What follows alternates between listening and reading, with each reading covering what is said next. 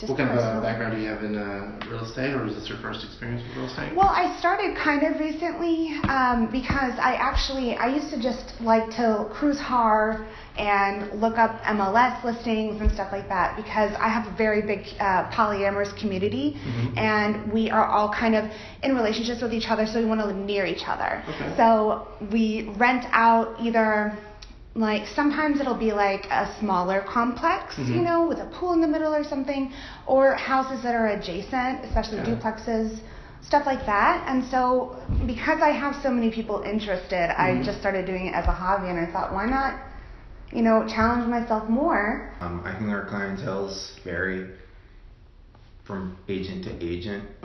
So I end up working with a lot of folks involved in the local music and art scene. Okay. Anna's got a big network of people she went to school with, and she knows through actually her husband's music scene as well. Yeah. Oh, cool. I do dance, so sometimes, you know, we do that to music.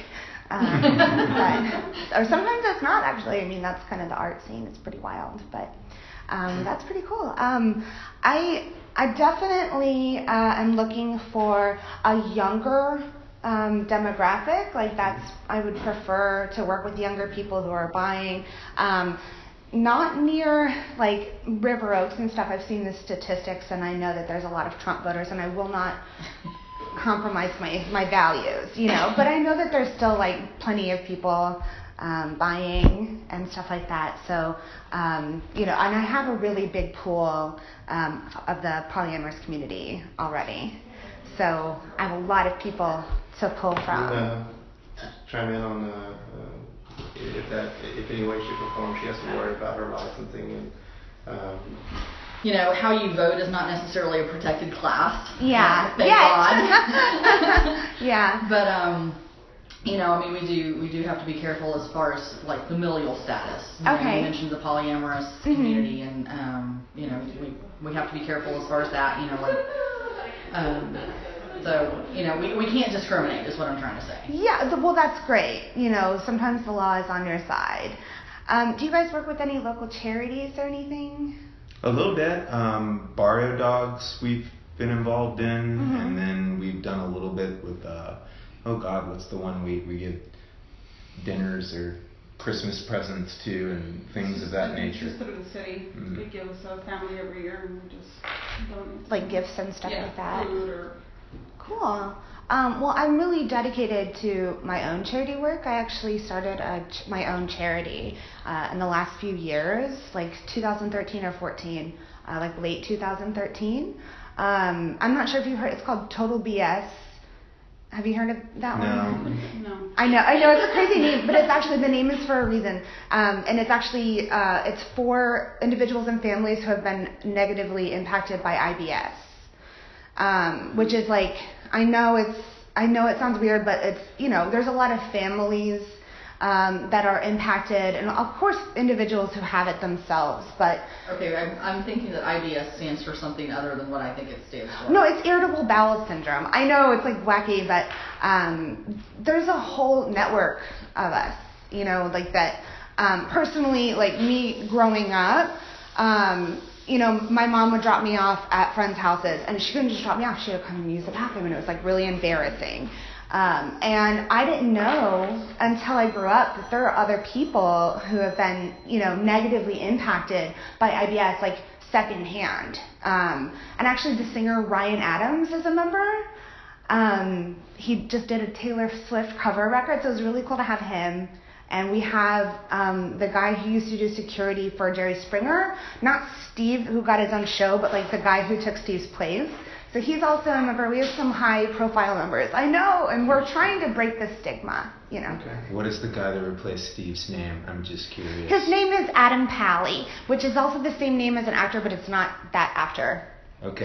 Different guy. All right. Yeah. Cool. Did not keep up on Jerry Springer's. I know, I didn't either. I found this out when he joined Total BS, and I was like, oh, cool. We just found out about him in like our Facebook group. So I mean, like, okay, I'm just curious. So what exactly does the charity do?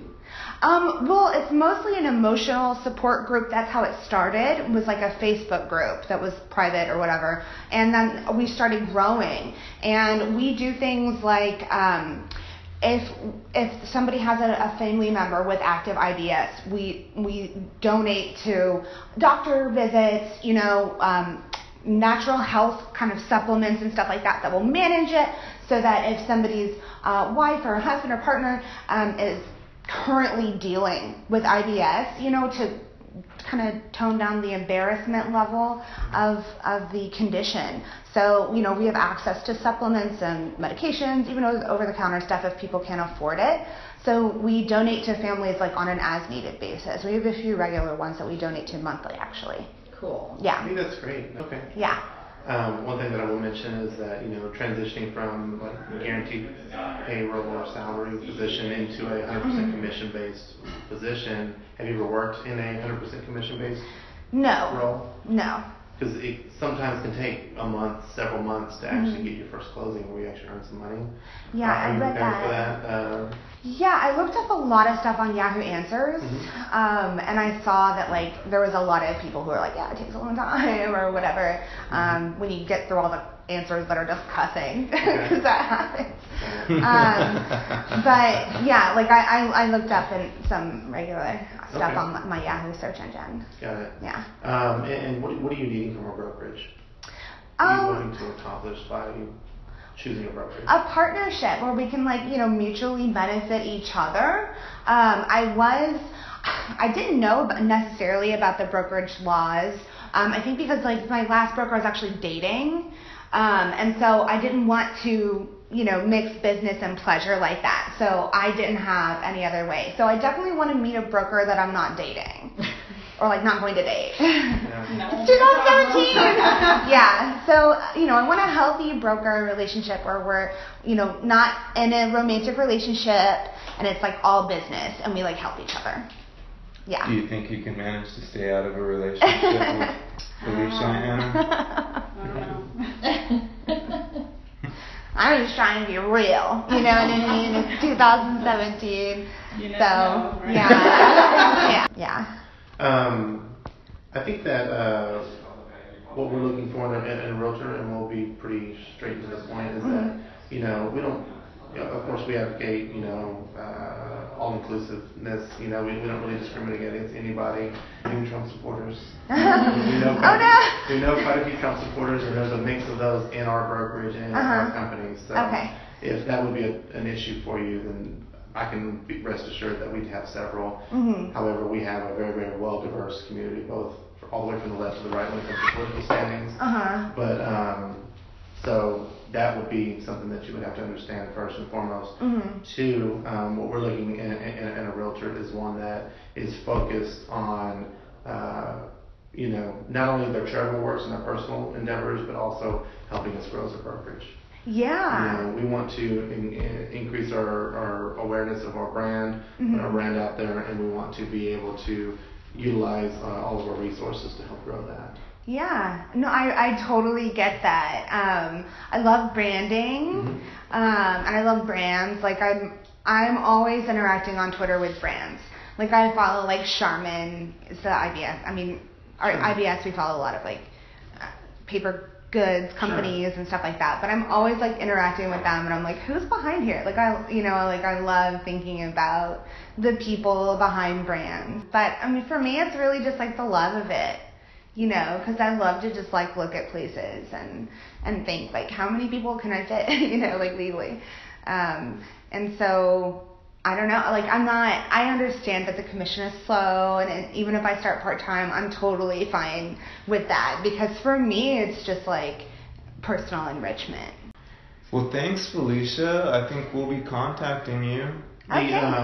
The process of, usually we have an initial interview, and then we'll kind of collectively go over a few different things here internally, and if we'll follow back up and either say, we could come back for a second interview, or we could probably possibly say that, we don't either have the resources, or maybe we didn't think that it might be a good fit as to what we could offer you. So we'll detail that for between now and then. We'll probably be reaching out back to you in about 5 to 7 days or so, about a week. Cool. Okay. Right. Yeah. I have to shake with this hand because I actually have like a packet of mayonnaise in my pocket that is ruptured. I'm sorry. So yeah, it was so nice to meet you. Nice to meet you, Felicia. Yeah, you too. Great to see you.